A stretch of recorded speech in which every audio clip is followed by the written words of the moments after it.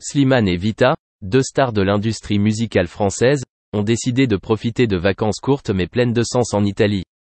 Ce voyage de 2 jours est non seulement pour eux l'occasion de se détendre après des horaires de travail chargés, mais aussi l'occasion de renforcer des amitiés et de créer de l'art. Dès leur arrivée en Italie, Slimane et Vita ont été fascinés par la beauté romantique et ancienne de ce pays. Ils ont commencé leur voyage à Rome, la ville éternelle aux sites historiques célèbres. En se promenant dans les rues pavées de la vieille ville, tous deux ne pouvaient s'empêcher d'être surpris et ravis du mélange du passé et du présent. Vita, passionnée par l'art, n'a pas manqué l'occasion d'explorer les musées du Vatican, où elle a admiré avec passion les œuvres d'art classiques. Slimane, quant à lui, était fasciné par la majesté du Colisée, l'une des merveilles du monde antique. Outre les sites historiques, Slimane et Vita ont également pris le temps de savourer la célèbre cuisine italienne. Ils visitent les restaurants locaux et dégustent des plats traditionnels tels que des pizzas, des pâtes et des glaces. Chaque repas devient une merveilleuse expérience culinaire, non seulement en raison de la richesse des saveurs, mais aussi en raison de l'atmosphère chaleureuse et conviviale du peuple italien. En particulier, le dîner dans un petit restaurant du Trastevere les a profondément marqués. Sous les lumières scintillantes et la musique mélodieuse, les deux hommes ont eu des moments de détente, discutant et riant, oubliant tout le stress et la pression du quotidien. Au 2e jour de leurs vacances, Slimane et Vita ont décidé de quitter Rome et d'explorer la campagne toscane, célèbre pour ses paysages pittoresques. Ils ont loué une voiture et ont traversé de vastes vignobles, s'arrêtant dans de magnifiques petits villages pour déguster du vin et du fromage locaux. Le magnifique paysage naturel de la Toscane, avec ses collines verdoyantes, ses champs de tournesol jaune vif et ses routes sinueuses à travers des vallées paisibles, leur a procuré un sentiment de détente et de paix. Durant le voyage, Slimane et Vita ont non seulement exploré des paysages et une cuisine magnifique, mais ont également profité de cette opportunité pour renouveler leur esprit créatif. Ils enregistrent souvent des moments mémorables et les partagent avec leurs fans via les réseaux sociaux. Les photos et vidéos de leur voyage ont rapidement attiré l'attention et reçu de nombreux compliments de la part de la communauté en ligne. Cela renforce non seulement le lien entre eux et leurs fans, mais les aide également à trouver une nouvelle inspiration pour de futurs projets musicaux. Les 2 jours de vacances en Italie n'ont pas été qu'un simple voyage, mais aussi un voyage plein d'émotions et de souvenirs pour Slimane et Vita. Cela les aide à échapper à l'agitation de la vie, à trouver un équilibre et une motivation pour le travail. Pour tous deux, chaque instant du voyage est une histoire, une belle image dont ils se souviendront toujours. Slimane et Vita sont revenus d'Italie avec un moral renouvelé et beaucoup de nouvelles idées. Ce voyage court mais significatif sera certainement une source d'inspiration inépuisable pour leur prochaine composition musicale. Les fans peuvent s'attendre à des produits musicaux de qualité, émotionnels et créatifs grâce à la combinaison harmonieuse de ces deux stars. Bref, les 2 jours de vacances de Slimane et Vita en Italie ont été non seulement pour eux l'occasion de se détendre et de découvrir la beauté de ce pays, mais aussi un voyage d'amitié et de créativité artistique. Les souvenirs et les émotions qu'ils éprouvent seront toujours une précieuse source d'inspiration, les aidant à continuer à conquérir de nouveaux sommets dans leur carrière musicale. La chanson de Slimane connaît un succès phénoménal auprès du public, devenant en peu de temps un phénomène musical. Avec sa mélodie attrayante et ses paroles significatives, la chanson a touché le cœur de millions d'auditeurs à travers le monde. Des mélomanes ordinaires aux artistes célèbres, chacun doit reconnaître le talent et la créativité de Slimane. Parmi les fervents fans de Slimane, un nom se démarque, celui de Chana Cres.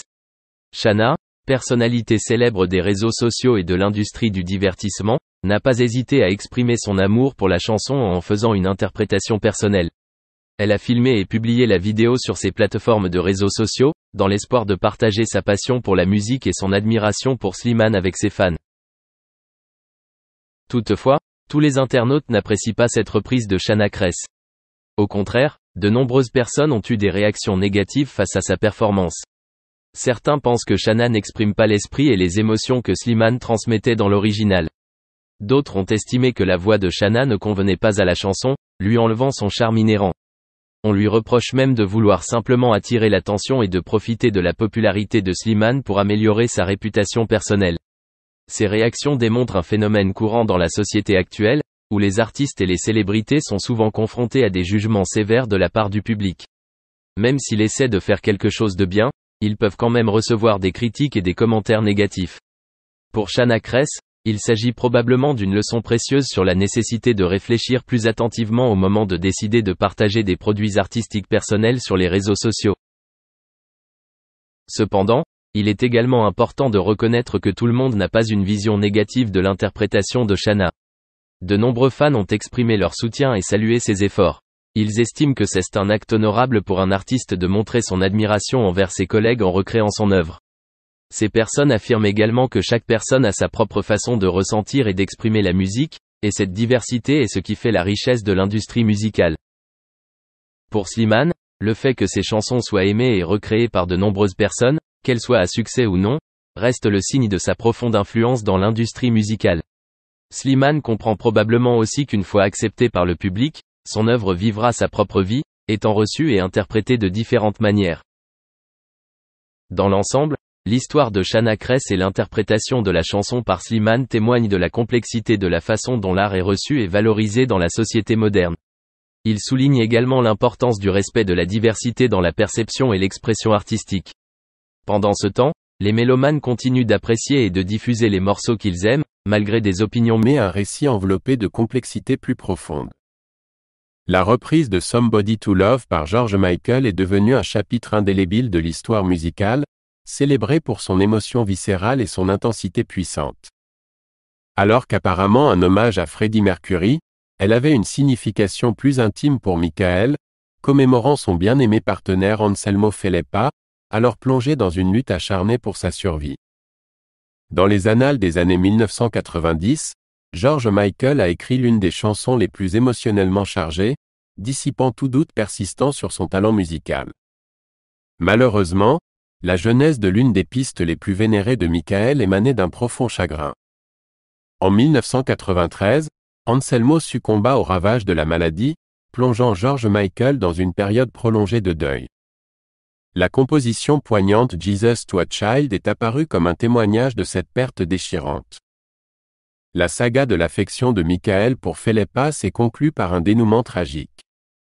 Lorsque Michael a commencé à explorer son attirance pour les hommes pendant le tournage de I Want Your Sex, il a inscrit les mots explorer la monogamie sur le corps de Katy Jung dans le clip vidéo, exhortant à la prudence au milieu de la crise du sida.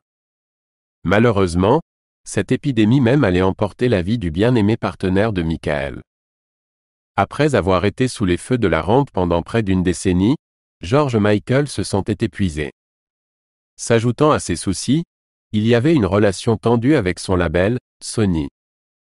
Piégé dans une contrainte contractuelle et se sentant ignoré en matière de commercialisation de sa musique, Michael a exprimé sa frustration en 1990 en refusant d'apparaître dans les clips musicaux de Sony. Cet acte de défiance a conduit à la vidéo révolutionnaire de Freedom, où des supermodels des années 90 ont été mis en avant, mettant symboliquement le feu à la veste en cuir emblématique de l'Airface de Michael. Le message était clair: Michael résistait à être contraint dans le moule conventionnel de la pop star. Bien que cette démarche audacieuse ait résonné, elle a également annoncé les turbulences imminentes dans sa collaboration avec Sony.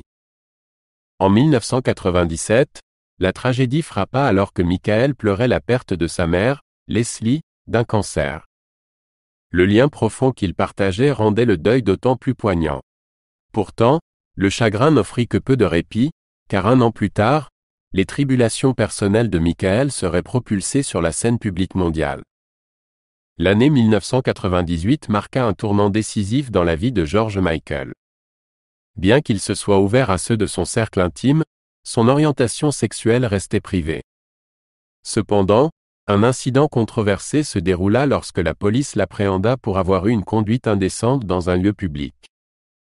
L'arrestation l'a non seulement exposé au public, mais a également suscité un examen intense, laissant Michael pris dans une toile de controverse.